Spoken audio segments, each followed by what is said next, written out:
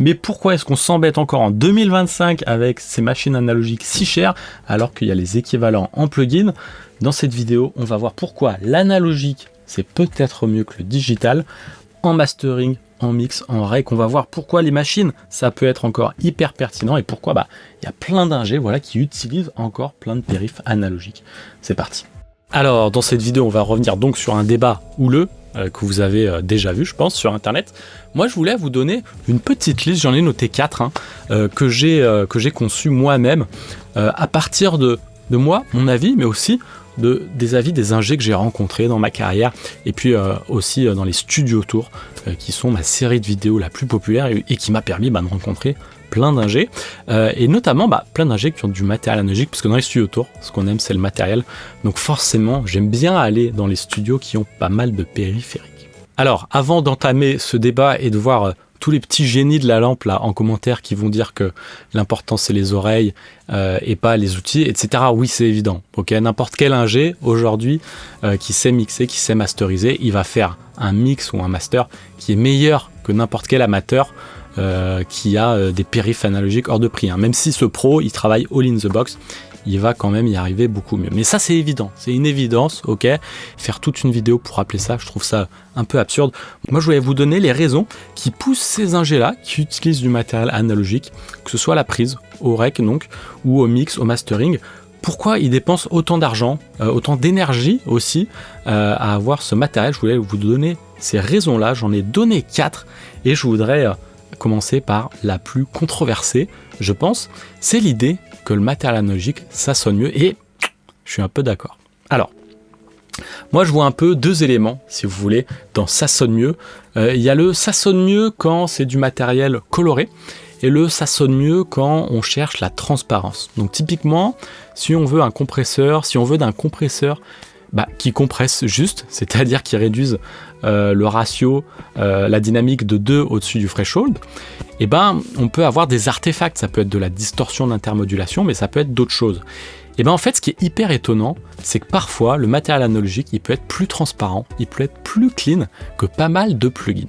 Je vous invite à aller voir un article de Bobcat qui est absolument passionnant, qui s'appelle Analog Saved My Life Part 2, où il va comparer comme ça des plugins et du matériel analogique. Et qu'est-ce qu'il trouve? Il trouve que, par exemple, sur une émulation de LA2A, on a de l'aliasing. Okay. L'aliasing, c'est une forme de distorsion subharmonique et c'est vraiment pas joli. En tout cas, la plupart du temps, c'est pas souhaitable. Et si on veut juste compresser et qu'on veut pas d'artefacts, on veut pas d'aliasing. Et il remarque qu'il y a des compresseurs qui produisent de l'aliasing. Bon, ça peut paraître évident à ceux qui sont les plus compétents sur la théorie du signal, mais beaucoup de gens oublient ça. Beaucoup de gens oublient qu'en analogique, en fait, il n'y a pas d'aliasing. Okay. Donc ça, c'est le premier point, c'est que l'analogique peut être plus clean, il peut produire moins d'aliasing, moins de distorsion, puis aussi moins de distorsion d'intermodulation, pas de cramping, etc. Donc oui, il y a certains compresseurs analogiques qui peuvent être plus transparents que pas mal de plugins. Le deuxième point, c'est sur le côté coloré, et ça revient un petit peu au même. C'est par exemple si on veut rajouter de la saturation, dès qu'on veut faire quelque chose qui est non linéaire dans le temps, donc par exemple les compresseurs, mais aussi pas mal de saturateurs qui agissent en fonction du niveau reçu, c'est là où on peut avoir de l'aliasing dans ces processing linéaires, et donc beaucoup de saturation, de compresseurs dits colorés, ils vont rapidement produire de l'aliasing, alors que les périphs analogiques vont pas le produire. Donc voilà, il y a plein de machines comme ça colorées, si vous voulez, à lampe, à transformer, etc. où en fait on va préférer l'analogique, où ça va sonner mieux. En tout cas, moi j'ai cette impression là, ok, peut-être que je me trompe, et pas mal d'ingés pensent ça, et c'est ce qui les pousse, eux ou moi, à acheter ces machines, à dépenser cet argent, alors que l'équivalent en plugin existe. Voilà, ça c'est pour la première raison. La deuxième raison, je l'adore, vous allez voir, elle est trop bien, et ça me fait penser en fait à un extrait d'Alex Goffer qui a pas mal marché sur Instagram, qui a pas mal fait rager, et que je trouve absolument passionnant et révélateur. L'idée en fait, c'est que l'analogique, ça permet de prendre de meilleures décisions parce qu'on travaille avec son oreille et pas avec ses yeux. Bon, c'est une évidence que pas mal de gens rappellent, mais beaucoup de gens oublient à quel point c'est important et à quel point ça peut pousser à acheter un EQ à 10 000 €. Je vous laisse regarder cet extrait pour comprendre. Le NIF Exa, c'est quoi? C'est clean? C'est très clean, c'est très clean, c'est du transistor, enfin c'est du solid state. C'est un peu comme du GML, très précis, avec très peu d'artefacts de correction, un nombre de fréquences largement suffisant. C'est une machine qui coûte très cher. Certains esprits critiques pourraient dire c'est un plugin de luxe, dans le sens où tu peux faire des choses très précises comme avec un plugin. En plus de manière très transparente comme certains plugins, avec ce que moi j'adore, c'est l'interaction avec la machine manuelle qui fait que je travaille certainement pas de la même façon. Peut-être que ce serait une remote pour un plugin, je serais très content avec ça. N'empêche que ça sonne quand même très bien. Bon, il est passionnant cet extrait, il est trop bien. L'idée, voilà, c'est que en fait, quand on travaille sans écran, on prend peut-être de meilleures décisions, on est plus en train d'écouter que de regarder. En tout cas, moi perso, ça me parle grave et c'est, je trouve, une raison hyper importante. Et cet extrait, il est absolument passionnant au niveau des commentaires. Je vais être un peu dur, ok, je vais être un peu raide, désolé, mais il y a un peu tous les losers qui se sont lâchés en disant que c'était une sorte de caprice que de dépenser 10 000 € dans un EQ qui, selon Alex, en tout cas, il émet la théorie que ça sonne comme FabFilter, que ça sonne aussi clean. Le FabFilter Pro Q, c'est un EQ qui est plutôt très clean, qui en tout cas est transparent, c'est-à-dire que si on booste une fréquence, on n'a que ça, on a juste un boost de fréquence, et puis si on le met sur son master sans rien faire, on n'entend rien. Et c'est la même idée avec ce NIF, ce compresseur KNIF, c'est que celui-là, ce modèle en tout cas, il est ultra transparent, c'est ce qu'a cherché son concepteur, et c'est d'ailleurs peut-être l'EQ le plus transparent du marché. En tout cas, son concepteur, il a pris des mesures de pas mal d'EQ de mastering et il trouve que c'est le plus clean. Et donc cet extrait, le débat qu'il y a eu, c'était que Alex Gopher serait capricieux de dépenser 10 000 balles alors qu'il pourrait très bien utiliser FabFilter ou même utiliser un contrôleur MIDI, etc. Mais les gens, je pense, sont vraiment à côté de la plaque quand ils disent que c'est un caprice, parce que c'est pas à eux de justifier le prix. Okay, est-ce que 10 000 € c'est trop cher pour quelque chose qui permet un tout petit peu de bosser mieux parce qu'on bosse un peu plus avec ses oreilles? En fait, ils n'ont pas compris, les gens, que c'est pas à eux de juger le prix, le rapport qualité-prix, mais c'est à son utilisateur, au professionnel. Pas mal de gens qui commandent ça, c'est des vendeurs de fenêtres en fait, ils travaillent pas dans le son si vous voulez. C'est en travaillant dans le son qu'on peut comprendre comment le prix se justifie. Cet EQ, ce KNIF, c'est une machine à fric en fait. Les gens qui l'achètent ne font pas un caprice, ils l'achètent parce qu'ils font de l'argent. Donc c'est Alex Gopher, c'est à lui seul de juger. Est-ce qu'en dépensant ces 10 000 €, est-ce que je vais avoir plus d'argent, okay? Est-ce que je vais améliorer mon confort, est-ce que je vais faire des meilleurs masters, etc. C'est à lui seul de juger en fait si ça vaut 10 000 € et pas à vous. Voilà. Bon, ça c'est la deuxième raison. Il y en a une troisième raison, et puis c'est une troisième raison qui peut justifier de mettre 10 000 balles dans un EQ, c'est que ça permet de prendre de meilleures décisions. Bon, il l'a dit dans l'extrait, vous l'avez vu. C'est pas forcément lié à la décision qu'on prend sur le moment, dans le sens où quand on entend, on fait le move. Ça, c'est le point numéro 2. Ce point numéro 3, c'est que ces décisions, on s'y commet. Voilà, on s'y commet.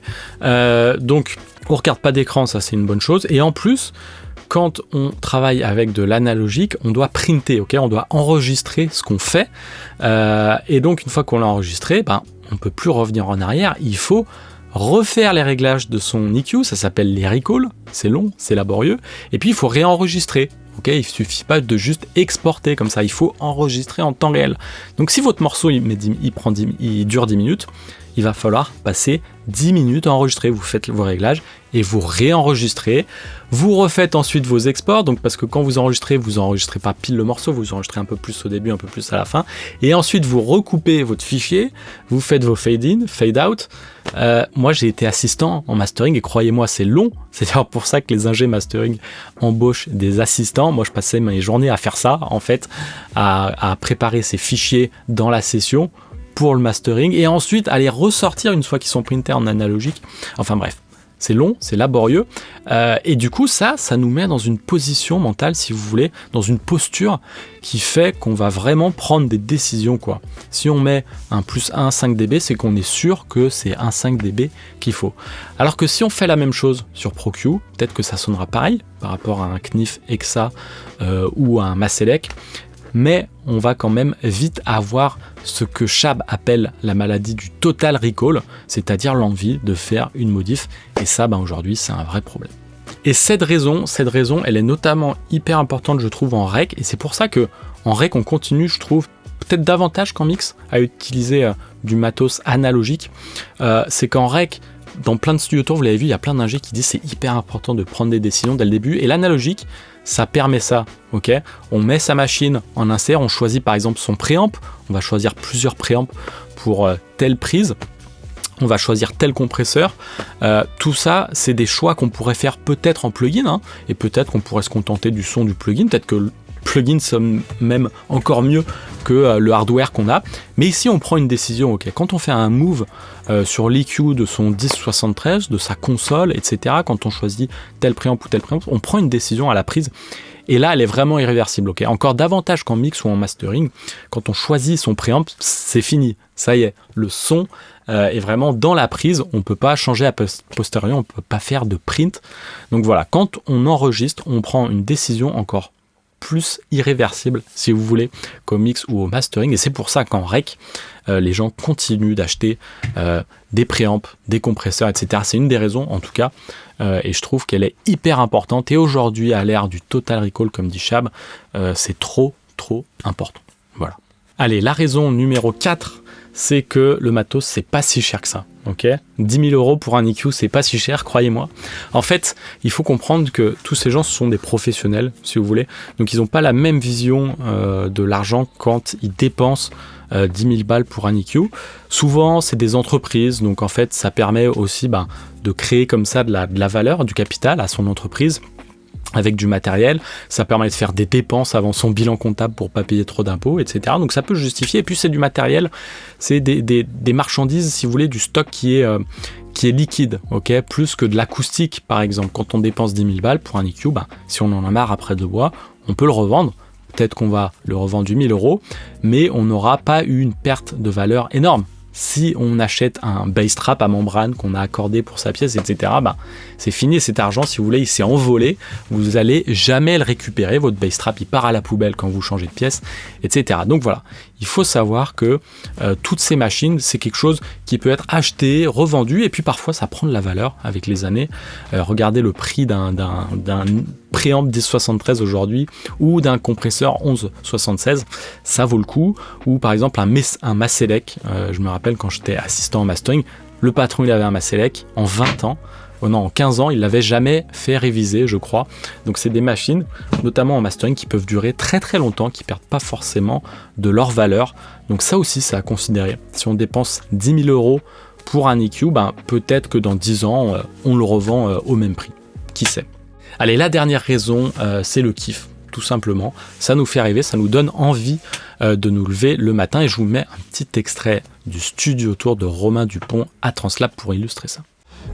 Si on rajoute des choses, c'est pour avoir certes plus d'options, mais c'est du luxe, et c'est surtout pour kiffer, quoi, pour se dire tiens, une fois de temps en temps on a envie d'essayer telle chose, et quand on peut se le permettre c'est chouette, mais est-ce que c'est vraiment vital?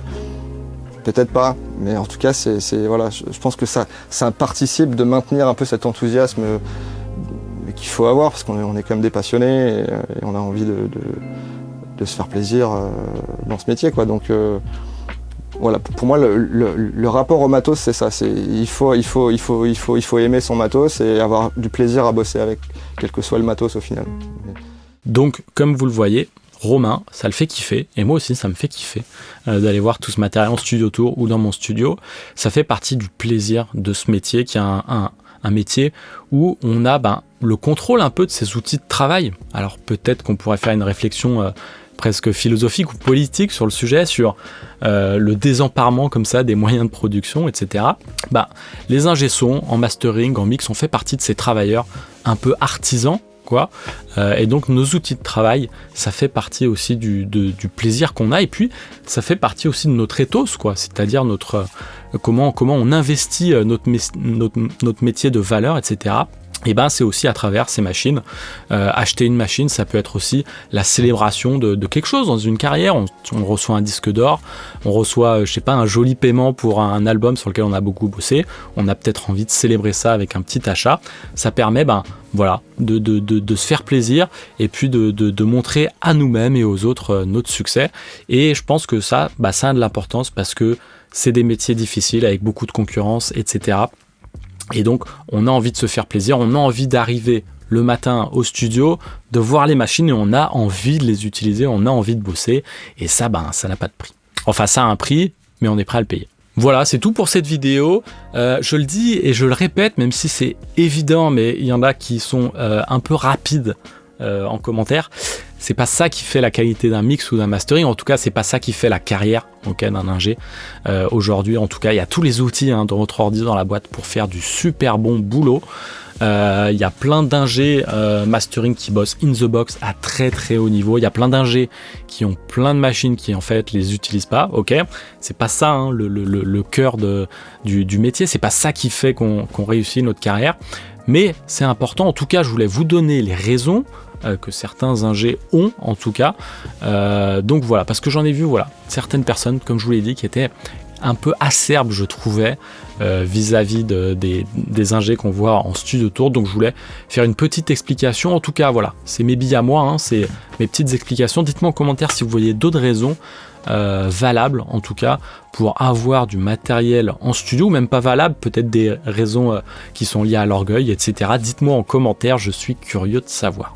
Avant de vous laisser, je vous invite évidemment à voir en description, vous allez voir un peu de mon matériel avec les liens affiliés Thomann. Je vous ai mis des petites listes avec des liens affiliés Thomann, c'est le meilleur moyen de me soutenir. Donc si vous faites un achat Thomann, n'hésitez pas à utiliser l'un de mes liens affiliés. C'est comme ça que vous allez avoir encore davantage de ces vidéos ou de Studio Tour.